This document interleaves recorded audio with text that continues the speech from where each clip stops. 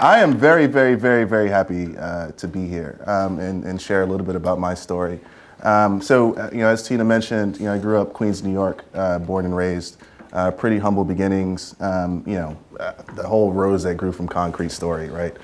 Grew up projects, welfare family, all that stuff. I realized early in life I had one goal in life, right? And that was to get as wealthy as possible, as quickly as possible, right? I said, there's no way I'm going to come back to this. I want to figure it out. I realized that there are 3 ways to do it, right?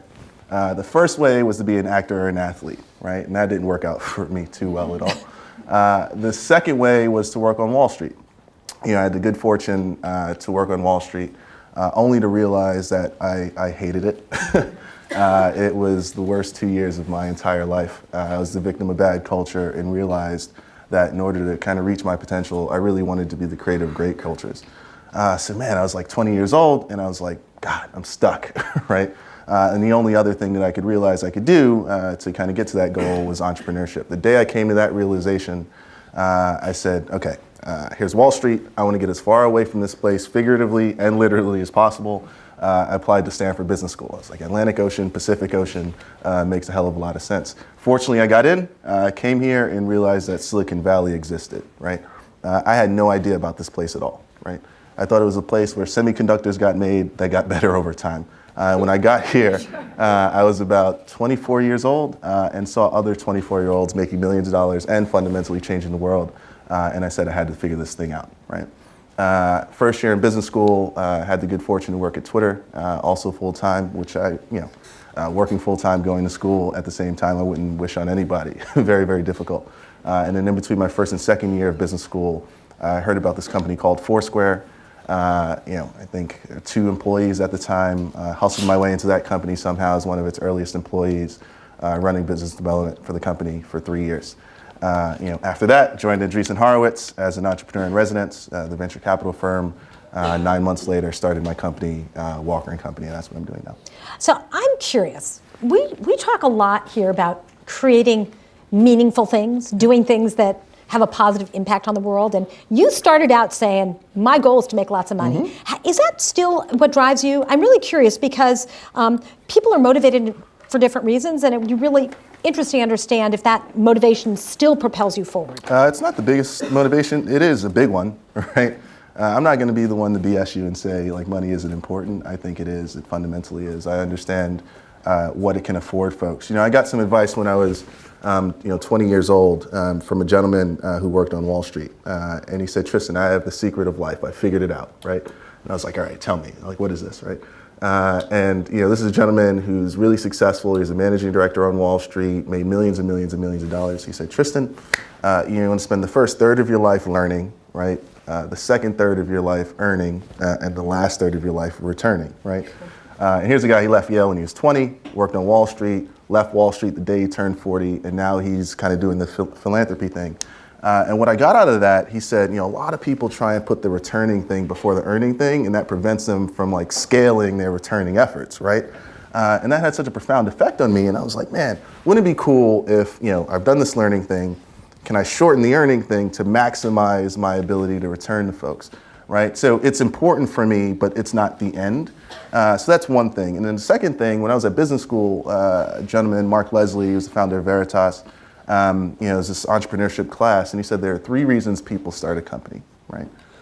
The first is to get rich and wealthy, right? And at the time, that kind of resonated with me.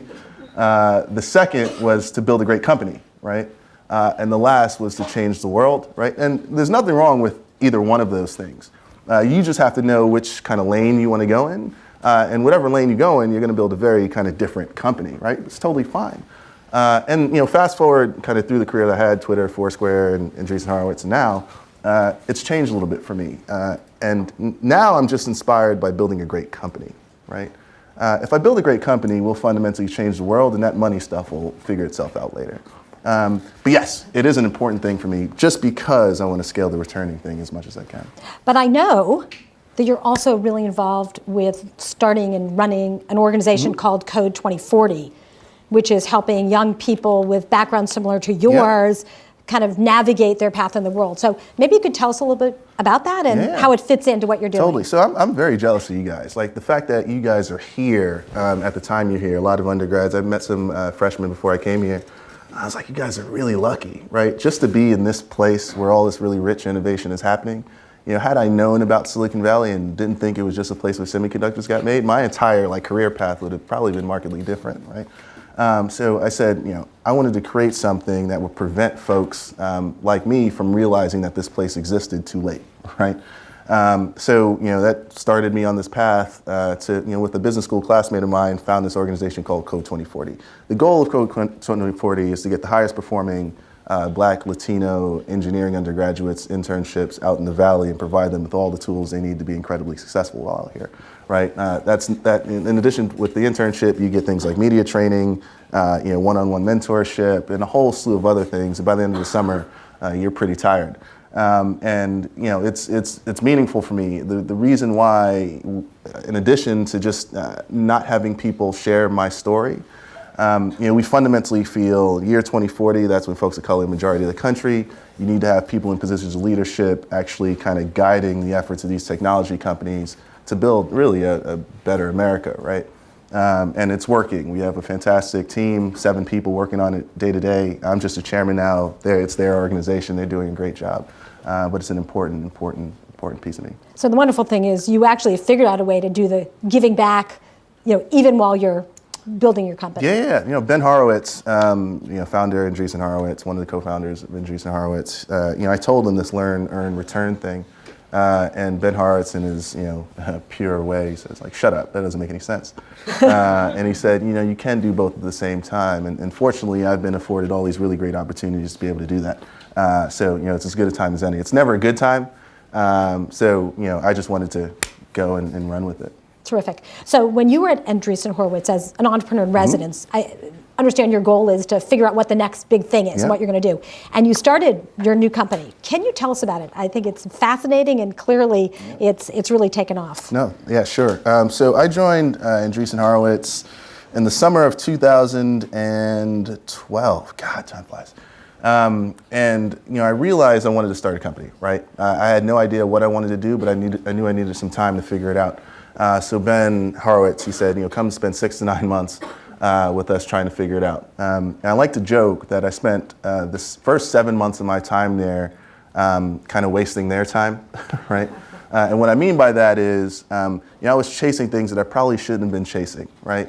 I said after Twitter and Foursquare and Andreessen Horowitz, what's the most ambitious thing that I could build, right? I wanted to build a bank. I wanted to fix childhood obesity. I spent 3 months of my time there trying to figure out a company that would fix freight and trucking in this country, right? Of all things. Only to realize that I probably wasn't going to be the best person in the world to solve those problems, right? And I felt like if I was going to dedicate the next 10 plus years of my life to anything, I wanted to fundamentally feel like I was the best person in the world to solve that problem, right? When you look at a lot of the entrepreneurs that either you're inspired by, certainly for me, they had this one thing about them that that kind of carried with each one. They had this unique authenticity to the thing that they were trying to build, right? And one thing that you'll realize if any of you kind of want to become entrepreneurs, you have no idea how much of a comparative advantage that is relative to anyone else, right? There are a lot of entrepreneurs that are entrepreneurs for the sake of being entrepreneurs, right? But once you have that authenticity, you can't, it's very, very hard to lose, right? So fast forward 7 months later, I came up with this idea based off 2 views of the world that I had that I think few people in Silicon Valley really understood. The first view of the world that I really believe to be true, right, centered around this idea of culture, right? So if you really think about it, and I really believe this to be true, most international global culture, I believe, is led by a lot of American culture, which is led by a lot of Black culture in the US, right? When you think about food, music, dance, et cetera, more recently Latino and Asian culture. And a big frustration of mine is, I live in the earliest adopting region in the world, and it knows very little about the earliest adopting culture, right? That discord didn't make much sense to me. And then the second view of the world that I had was related to health and beauty companies, of all things, right? It dealt with this frustration of my having to go to CVS, right? Having to go to aisle 14. It's the ethnic aisle, right? But it's not really an aisle because it's a shelf. Then I have to reach the bottom of that shelf for a package that's dirty. And then there's a photo of a 65-year-old bald Black guy in a towel drinking a cognac in a velvet robe. right? And they assume that I should buy that product. Like that entire second-class citizen experience just fundamentally needs to go, especially considering how much money we spend on that stuff, how culturally influential a demographic we are in this country, and will be the majority of the country in 20, 30 years. So I wanted to build a company that puts two views of the world together to build a very special CPG company focused on the needs of Black, Latino, and Asian CPG? consumers. Consumer packaged goods, health and beauty company. Thank you. Great. Yeah. So I know are obviously bringing a lot of expertise from your experience at Twitter, at Foursquare. What are you bringing from those experiences that ends up really influencing what you're doing in this new company? Yeah. So I learned a lot during my Foursquare experience, right? Foursquare at the time, how many folks are familiar with Foursquare anyway? That's cool. So what I realized at Foursquare is that it's very technology heavy kind of company, right? It's a technology feat that is just fantastic, have one of the best technology companies in tech. But the reason why I think we won kind of the market was that we had, again, an authenticity to the things that we were trying to build. Like every single employee lived that brand. Every single user of our service lived that brand. People were very discerning in our ability to articulate the vision for the brand because we were so uniquely authentic to what we were trying to build. So the one thing I took from my Foursquare experience is the importance of authenticity in brand, right? People can suss you out, right? They'll fill you out, they'll know you're lying, and if you don't have that authenticity, no one's going to believe what you're selling, right? So that's number one. As far as what I'm doing for health and beauty, right? A lot of folks look at me and like, Tristan, how do you go from Foursquare to building a health and beauty company, right? Shaving and cosmetics and stuff, right? But the one thing that I've really understood, and this is spending a lot of time with folks like Ben Horowitz, Mark Andreessen. Mark Andreessen always talks about this idea of software eating the world, right? And software's place in really disrupting every single industry as we know it, right? If you think about health and beauty, there really hasn't been a technology wrapper around it at all, right? You might go out and get some form of lotion, you might go out and get some form of shaving product, but that brand has no idea who you are, right? They have no idea what kind of merchandising experience is unique to you, right?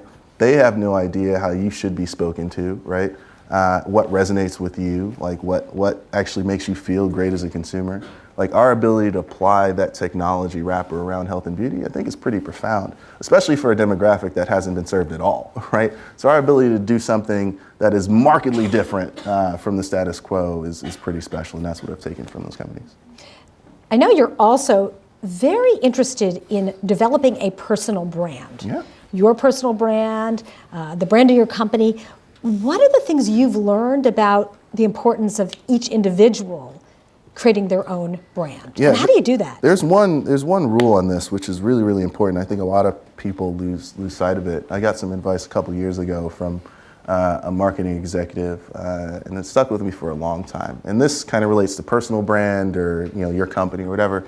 He said, Tristan, brand is not what you say it is, it's what they say it is, right? And the minute you realize that, you start to really understand the importance of the thing that you're trying to build, right? When it comes to personal brand, whether it be on Twitter, Facebook, all that stuff, I'm pretty ridiculous. If you're following me on all these services, I apologize, because I'm pretty heavy on every single one of them, but it's only because I care so much about, my own personal story, and no one else should be telling my story, right? And the thing that a lot of folks really don't get about brand is that sometimes it's okay for people to be a jerk. If you're consistently a jerk, that's cool, right? If you're consistently nice, that's cool. Where the problems happen is when you kind of break from that consistency, right? So as long as you understand that brand is what what other people say it is, that allows you to kind of manage your own, right? And that has stuck with me for a really, really long time, and I think has benefited not only just me, but my company and every company that I kind of create from here on.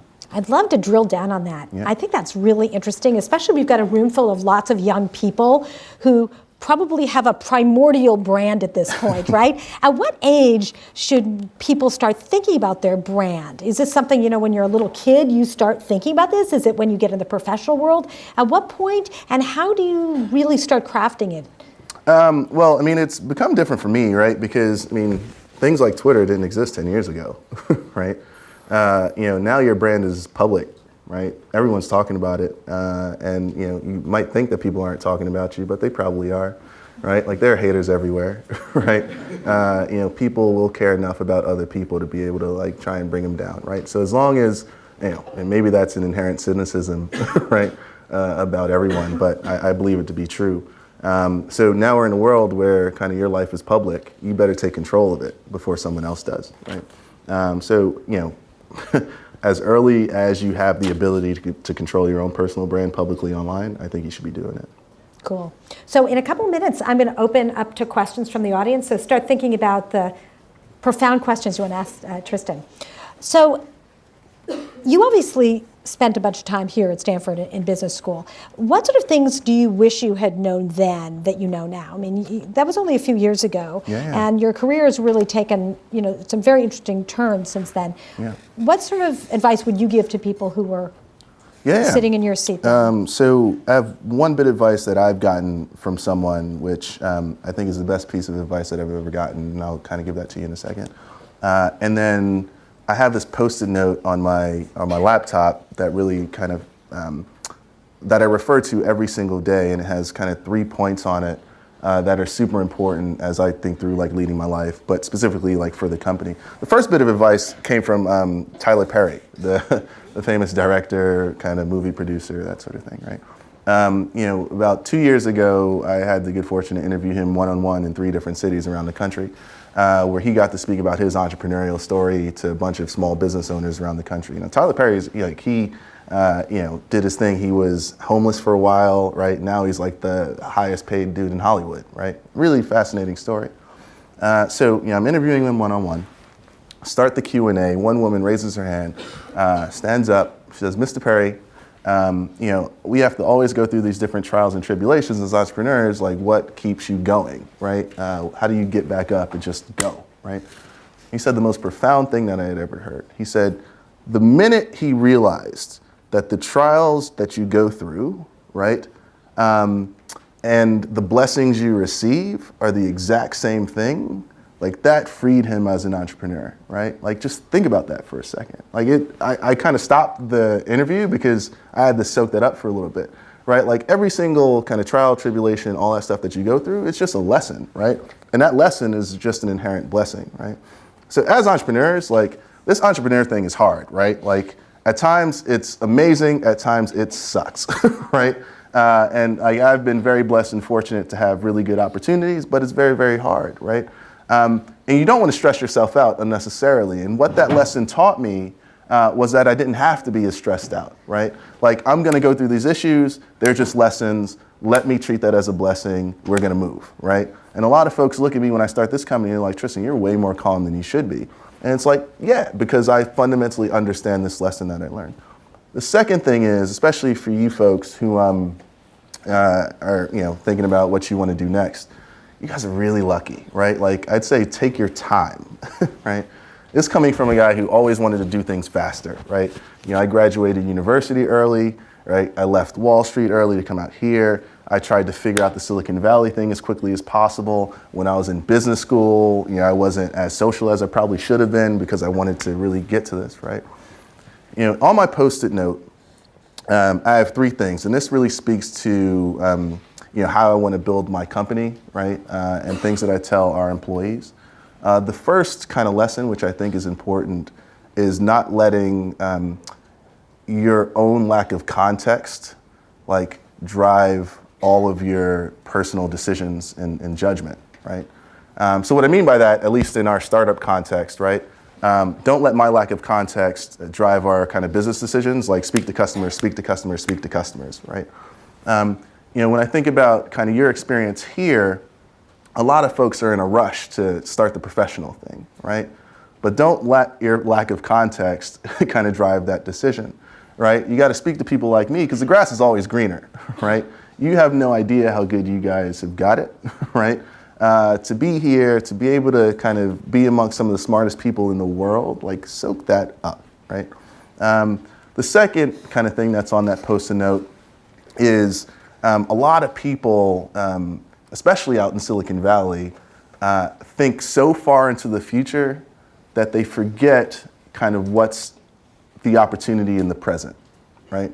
There are so many, at least in the context of my startup, right?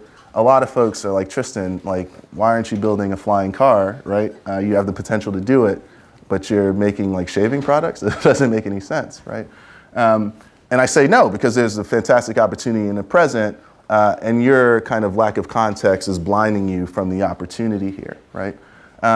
So, at least as it relates to your guys' story, right? Don't be in that rush, right? You are in one of the best places in the world to be your best you, right? When I was at Stanford, I was so lucky. It was the best business school in the country, one of the top law schools in the country, medical schools, engineering schools. Your ability to just walk across the street and speak to these people for free, well, kind of for free, is pretty profound, right?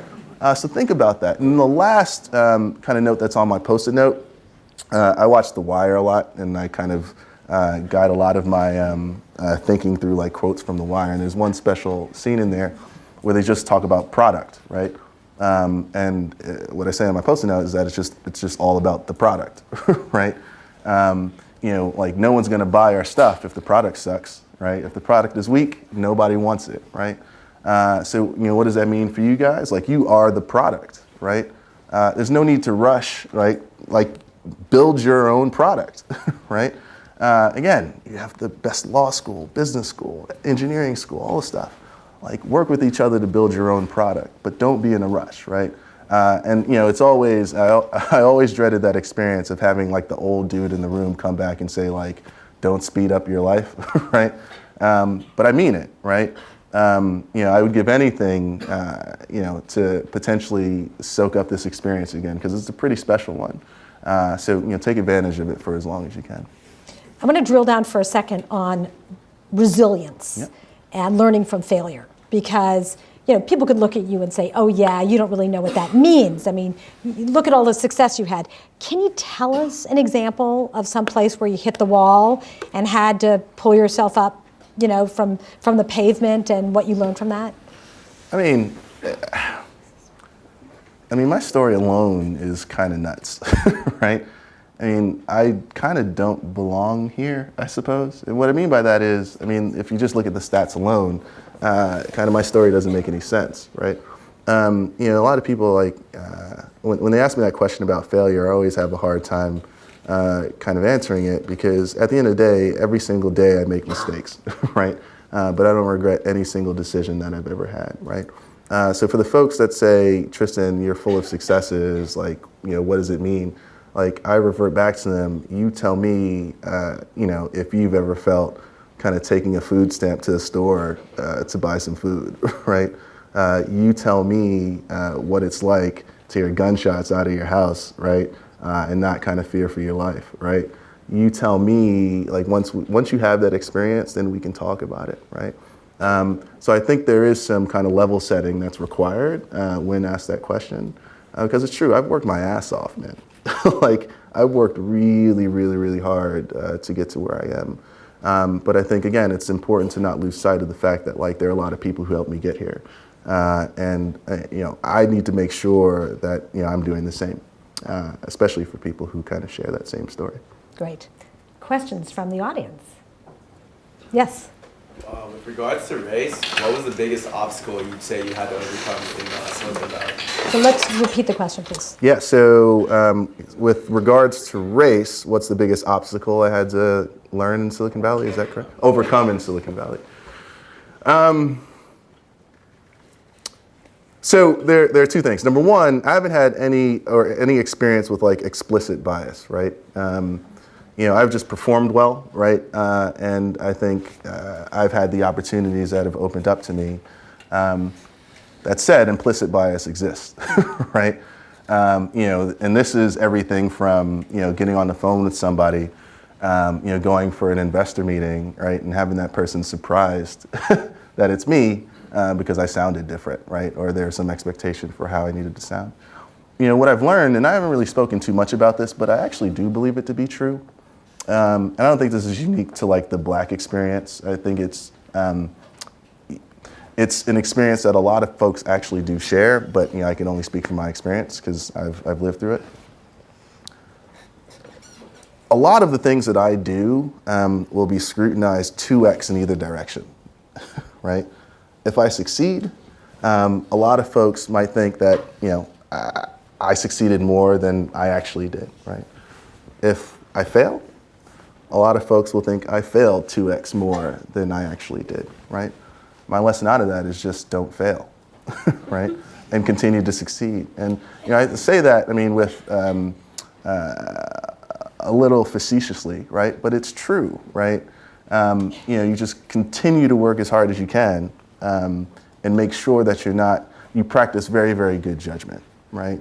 As long as you're practicing very good judgment and you're working harder than anyone else, everything will work out for you much better than you would expect. Yes. Yes, thank you so much for coming. Yeah. You mentioned that when you were here and you were going to business school, you also saw the opportunity to work at Twitter, and it was extremely difficult. So how did you actually saw the opportunity that it was a great opportunity, and how did you look for those opportunities? Okay, yeah, so the question was, when I got here for business school, I knew I wanted to work at Twitter that first year and even Foursquare. How did I find that opportunity? And what it was like to kind of work at the same time. Is that right? Yeah. So what it was like to work full time at the same time, it sucks. It's really, really hard. It's very hard for people to do all that stuff. I did that when I was at Twitter, and then my second year of business school was the worst because that's when I really started at Foursquare. I wake up in the morning, go to class at 9 o'clock. Class would go over. I go to the Center for Entrepreneurial Studies to take conference calls, and I go to class, and I go back to the Center for Entrepreneurial Studies. It got so bad that Nancy, God bless her, she was every time I'd come there, it got to the point when she had to almost ask me if I ate the past 2 days, right? Just because I was working that hard. I would not wish that on anyone. How I actually realized Twitter and Foursquare were companies that I want to work for. Again, it starts with product, right? I was fortunate enough that I was able to identify those well before anyone else. And it's only because I felt that those two services were fundamentally changing my life, right? Twitter, at least on communication, Foursquare, much in the same vein.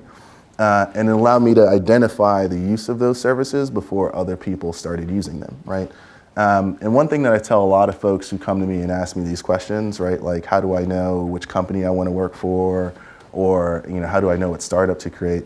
I just tell them, look at their phones, right? And you'd be amazed by, even on that first page of your phone, the types of things that you use that other people do not. And you start to get a very clear picture about what you're most passionate about and what you have a view on that other people do not, right? And the reason why that's so important is because, number one, it allows you to identify things before anybody else does, which allows you to be introduced to those companies at times when no one else is trying to compete for those same roles, right? And I've been very, very lucky to be able to find those things as a result of that. So, think about the things you already use and the things that actually make your life better. Great. Yes. So you mentioned internal authenticity as one of the main drivers in Foursquare's success, and that you're reproducing the same authenticity within Walker & Co. Could you give some practical, specific measures that you're taking to build this authenticity? Oh, that's a good question.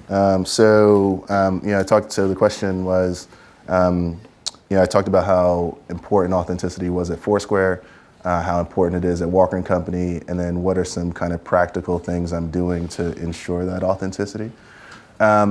So I think, number one, I built my company around that mission, right? And what I mean by that is it really started with my own personal story, right? So our first brand that we're launching is actually a shaving brand, and it's the first end-to-end shaving system to fix issues related to shaving irritation, razor bumps, and that sort of thing for men of color, right? And I was able to get there because I realized for 15 years of my life I wasn't able to shave because all the mass marketed products out there were just not for me, right? Which allowed me to kind of do the research and figure out, all right, what's the story behind that, right? It's a function of my having curly hair, and I could kind of go, but that's for another session. Not only that, I didn't have a father to teach me how to shave the right way, right? When I worked on Wall Street, I remember this experience of walking on the trading floor, having hair in my face, having a guy stand up and saying, "Tristan, get that stuff off your face," in front of everybody, right? And being mortified, not by the fact that that guy was a jerk, but because I knew I had to get that stuff off my face, right?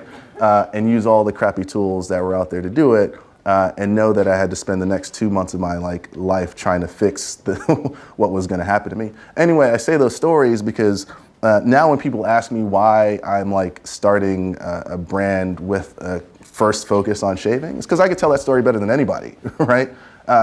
And when I think about Foursquare, what was interesting is we were starting a whole new market of sorts, right? This whole, location-based services or whatever wasn't really brand new, but our take on it was pretty fresh and new. And we were building things that just made our lives better, right? So our ability to articulate what the product needed to be, right? Our ability to tell our users and talk to our users about why we've made those decisions, it was just entrenched in the company, right? We were a bunch of kind of guys and girls who just wanted to have, fun in cities and explore our cities a little bit better, right?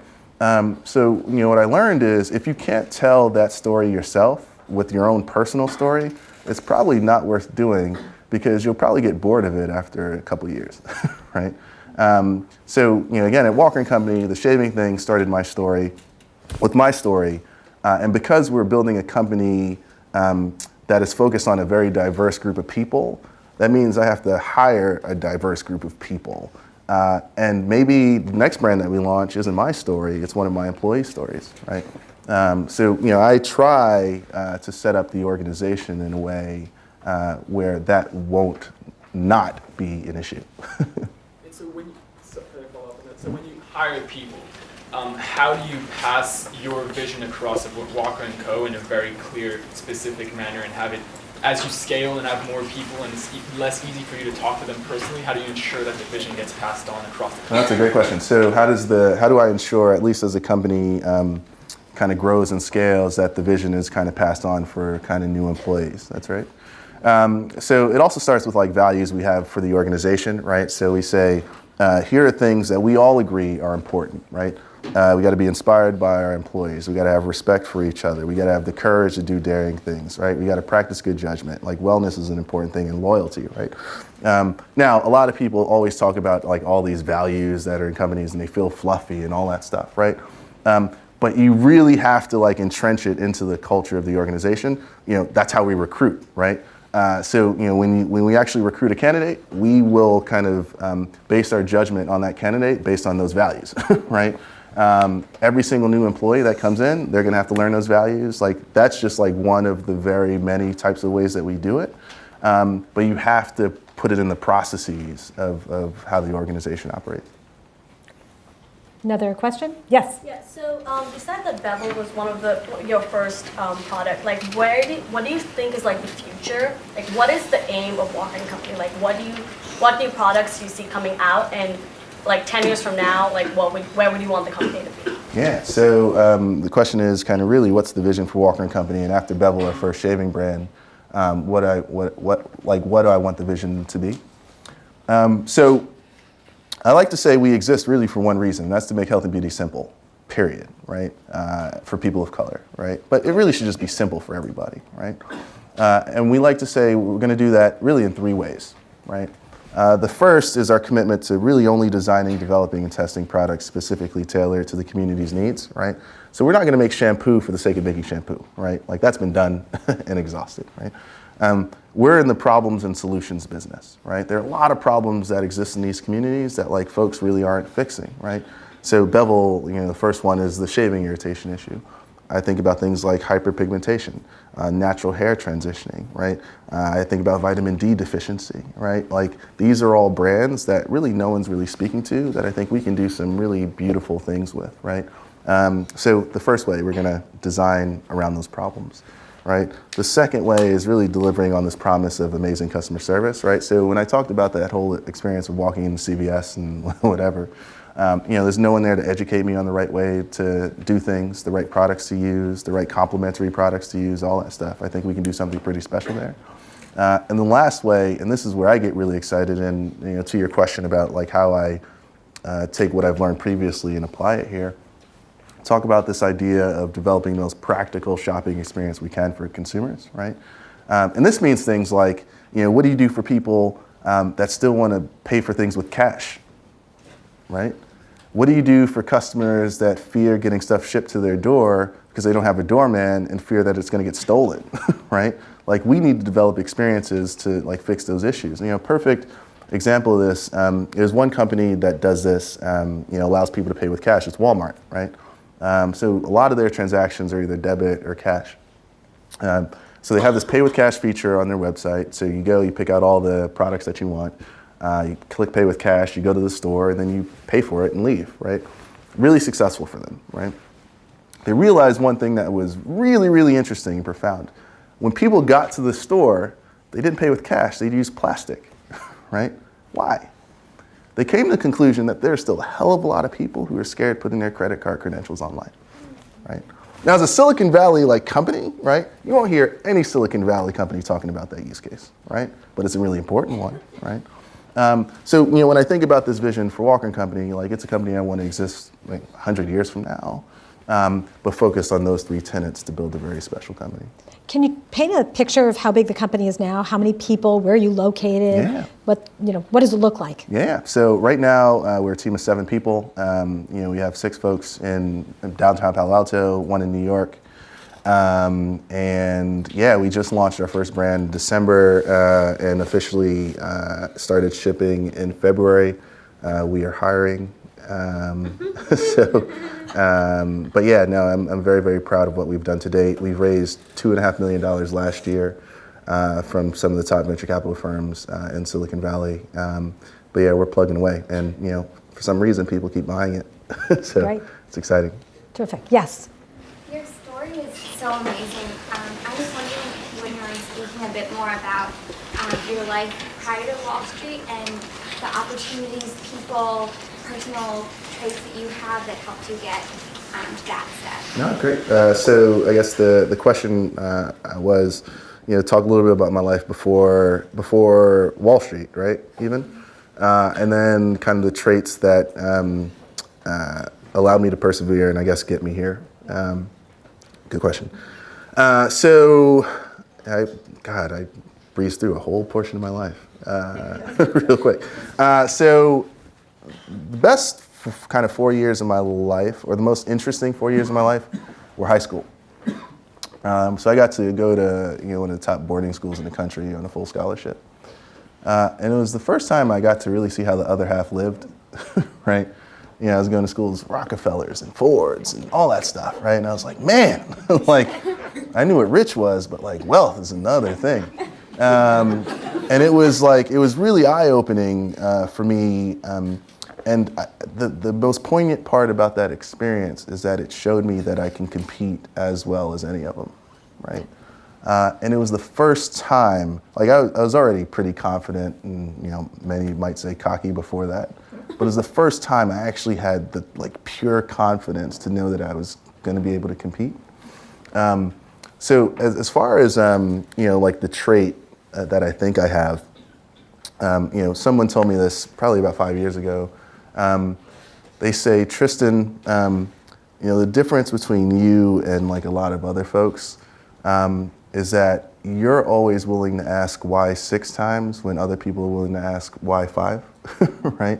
And it's always that 6th time that gets you over the hump, right? And there's this crazy YouTube clip on Will Smith, right? And if you guys haven't seen it, I think you guys should watch it. He talks about running on a treadmill, right?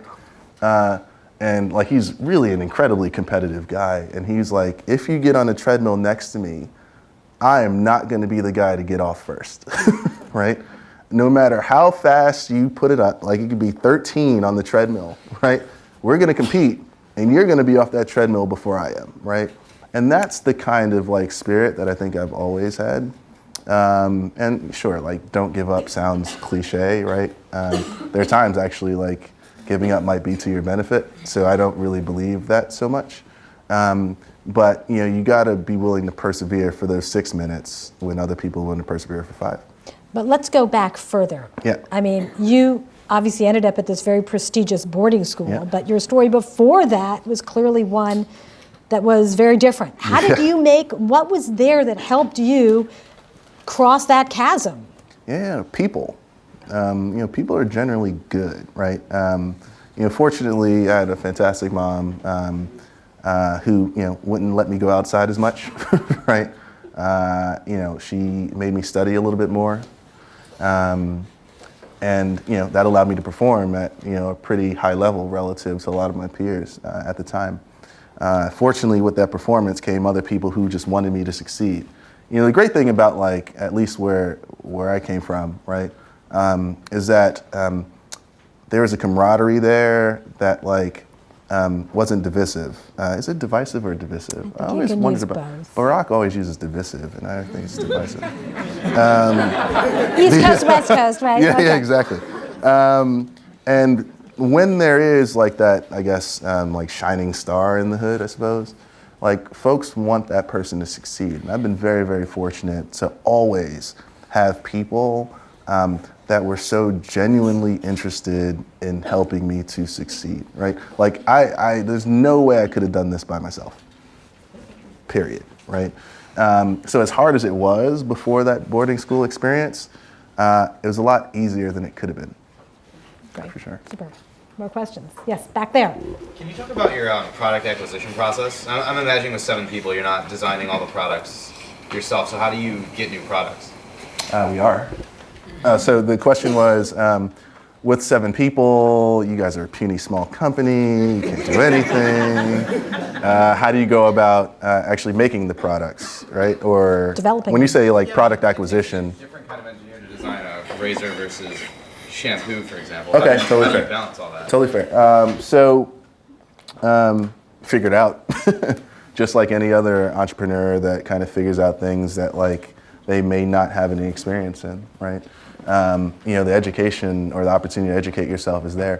When I raised this money back in May, I raised it with a 21 slide pitch deck, with no designers, no team, no product, nothing, right? Fast forward 6-7 months later, we have a 6-product consumer line that folks thought there's no way we could have launched, right?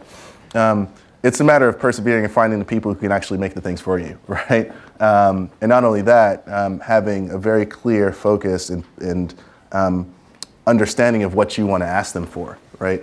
I mean, a lot of folks are like, hey, sure, I want to build this shaving cream or restoring balm with no idea of what they want to put in it.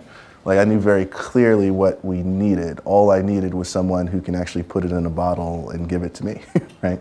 And then, quite frankly, the story of Walker & Company isn't necessarily the products, right? I mean, we're going to make great products.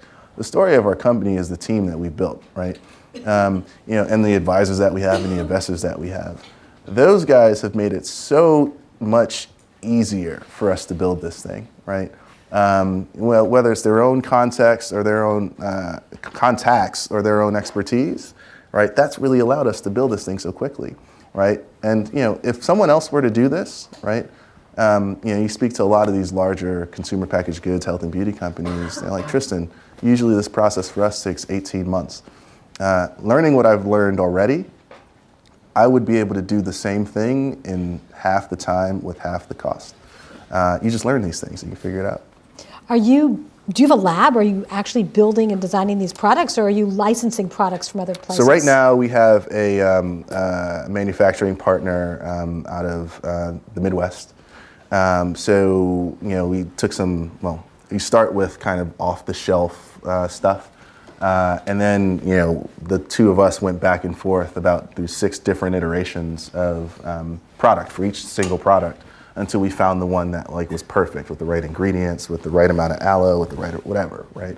And then at least in the design of the razor, we actually found a design firm that was just fantastic. But again, I knew exactly kind of what I wanted it to feel like, if that makes sense. And they just helped me bring that vision into the reality. Great. More questions? Yes. What keeps you going now? Why do you want to build a successful company that'll last 100 years? Yeah. Because it needs to happen. So those are kind of two separate questions, and I'll try my best to attack each. So the first one was, what keeps me going, right? And the second thing is, like, why do I want to build a company that lasts 100 years? To the latter, I think there is a wide open opportunity to build something incredibly audacious and ambitious, right? If you think about at least the space that we've been in, there have been a bunch of companies that have catered to this demographic for a while, right? But what happens is a lot of these folks kind of build up and then they sell out to larger companies, right? And then those large companies swallow them up, quality of products go down, right? Management starts to go crappy, right? And then nobody really has any pride in those things, right? When I think about my entire life, and I'd actually wonder the same for you guys, I have never had one product or company that I looked to that I was actually proud of, right? Like, there are a lot of companies that had great products that I loved, right? But there's no company that I was proud to support, right? And I think the opportunity that we have, and we're already proving some of that now, is that we can actually inspire a lot of pride, not only in like the products that we make, but the company, what we stand for, and that sort of thing, right? And there's no reason why we can't build something with as great a legacy as a Johnson & Johnson or a Procter & Gamble. I think the issue is that no one really has set out to be as audacious to drive that legacy, right? As far as what keeps me going, right? It's number one, having a wife who's incredibly supportive and continues to support me and making sure that she's good, right? And as long as like that's figured out, everything else kind of works itself out for me. And then number two, just making sure that I never lose sight of doing the thing that I fundamentally feel like I am the guy to do, I'm authentic to, and staying true to like who I am, and not letting people kind of send me off base in that way, because that's when I tend to falter a little bit. I'm curious. A lot of people say they're building companies built to last, right? And they want to build something, and then they get an offer from some big company. Procter & Gamble shows up. Would that be a big temptation? It would be irresponsible of me, and I tell our employees this, to say I would never sell my company. It'd be irresponsible of me, right? There's a price for everything, right? I do fundamentally feel that there's a price for everything. Our price would be very, very expensive, right? Did anyone bring their check? So, yeah, $33,000 is looking really good right now. But, there are a couple things here, right? Number one, I put like my name literally on the company, right? And the reason I did that is not out of any semblance of like ego or anything like that. Like, I wanted that accountability, right? I think that there is a way, even if there were an acquisition of some sort, to still have my company exist 100 years from now, right? As a part of, like, let's just say terms or whatever, like that would be really important to me, right? But yeah, like I'm not gonna put a stick in the ground and say I'm never, ever selling my company. This video is going to be up a long time. Yeah. Well, if someone came to me today and said, Tristan, I'd give you $400 billion for your company today, would you take it? I'd say yes. Okay. Great. Do we have another question? Yes. So you alluded to the importance and value of people over the course of your journey that you're thankful for, and you kind of owe part of who you are today to. I'm curious, what do you want those people to remember you as you go forward? Yeah, that's a good one of those tombstone questions. So the question was, for all the folks who've been incredibly supportive for me, like what's the one thing that I want them to remember me by? If I die, I guess, or something like that. As you go forward. You don't have to die. Yeah. No, that would Please suck, don't. actually.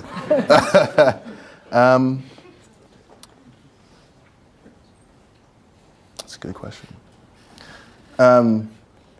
The one thing that no one can say that I am not, I probably said this the hundredth time I'm saying this word, is like truly authentic. Like, I'm me, right? You're gonna get the Tristan that likes to talk about Walker & Company. You're gonna get the Tristan who likes talking about watching Real Housewives of Atlanta, right? Like, you're gonna get it. I don't care, like that's me, right? And there's something special about that, right? Like whether I'm the CEO of this company, whether, it's my being a good husband, like people are gonna know that I'm incredibly consistent, and you're gonna know what you're gonna get, right? And then the only other thing that I'd hope that they think of me as is like someone who's always chased that ambition, not at the expense of necessarily other people, right? I'll always be incredibly ambitious. I will. Probably sometimes to like a fault. But the minute I lose that ambition, I wouldn't even know what I'd do with myself. And I think that was a big reason why a lot of those folks were willing to support me. And a big reason, quite frankly, why I was also able to even raise money on like a slide deck, right? There's a belief there. Now it's up to me to make sure I don't F it up. Great. Yes. So you talked a lot about working hard, and even to the point of saying that you wanted to work harder than everyone else. And I identify really strongly with that. But I'm curious, what you've learned about how to balance your personal life over time. Yeah, it's a great question. You didn't tell me it was going to get this deep. This is like very therapeutic. In fact, we're going to send you a bill afterwards. Should have known. That's good. The best thing that ever happened to me with that is my wife. Like it is, right? Like I was crazy ambitious before I met my wife, right? And now every single kind of decision I make is not only for me, it's for two people. And I was very, very selfish. Very, very selfish until I got married, right?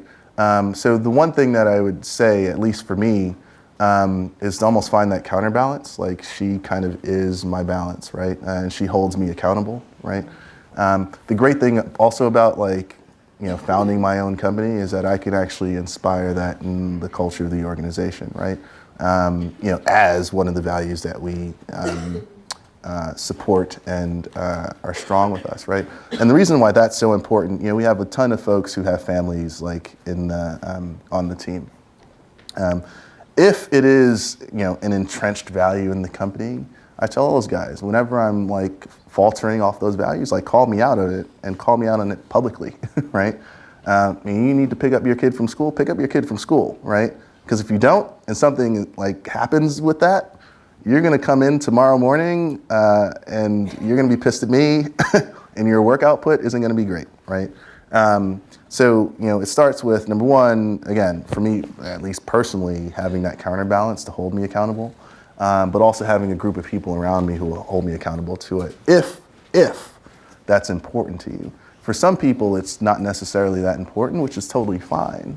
It's important to me, it's important to my team, and it's important to my wife. Great. Right? Yes. Hey, if you were to be a first-time entrepreneur today. Like now? Yeah, well, it's a little off topic, yeah, but if you had never started any company before, would you be interested in working with an accelerator? What would your perspective on accelerators be? Y Combinator, 500 startups, stuff like that. Yeah, no, it's a great question. So the question is, if I were a first-time entrepreneur, would I, what are my views on accelerators, and would I join an accelerator, that sort of thing? For me, it's hard to answer that question because it needs some context, right? Before I founded Walker & Company or even Foursquare, I had a network of people that I felt comfortable enough to go to potentially raise money from them, right? So I didn't necessarily need an accelerator, I don't think. The great thing about those things, though, is that you have a condensed time to actually develop product that matters, right? Whether it's Y Combinator, 500 startups, if you can actually develop or get the team and know that you want to kind of develop something very quickly and get the network that you need to do it, do it. Thing is, though, there are a hell of a lot of accelerators. And usually there's one or two, the Y Combinator's 500 startups, that will actually get you more out of it than you potentially even put into it, right? So don't necessarily chase an accelerator because it might give you $10,000. They might also expect to take 20% of your company, right? So understand that, first of all, but also understand the leverage you get from the brand of accelerator you actually affiliate yourself with. So who has the best last question? You do? It's the best He's last like question? this. It's the best? Okay, good. You got it. You talked about the 3 stages of your life, learning, earning, and giving back. Do you see yourself being in that philanthropic stage of your life yet with Walker and Company? And if not, what's your plan? Well, I am with it now. So Code 2040 is important part of like my life. And Walker and Company, what's interesting, they're really both the same story, right? The one thing that I tell a lot of folks is like I'm fundamentally dedicating my life to this demographic shift that's happening in this country. I really do believe it is the greatest economic opportunity of my lifetime, whether it be for profit or not for profit, right? And at least rising tides lift all boats, right? Like Walker and Company's success, will aid in Code 2040's success, which will aid in Walker and Company's success, which will aid in Code 2040's success. And then hopefully, the at least vision for Code 2040 is if we will have amassed, right, the greatest network of these engineers who can actually affect major change in the world, right? Imagine like the amplified effect of their ability to actually change the world, right? These 20, 30 fellows that we have each year, right? Let's assume we take that to 1,000, right? And those 1,000 fellows are kind of startup entrepreneurs or executives in large companies that can actually affect millions and millions and millions of people. That's important, really important. And for as long as I can and hope, I'll invest whatever I can into making that successful. This has been an incredibly authentic discussion. Thank you so much.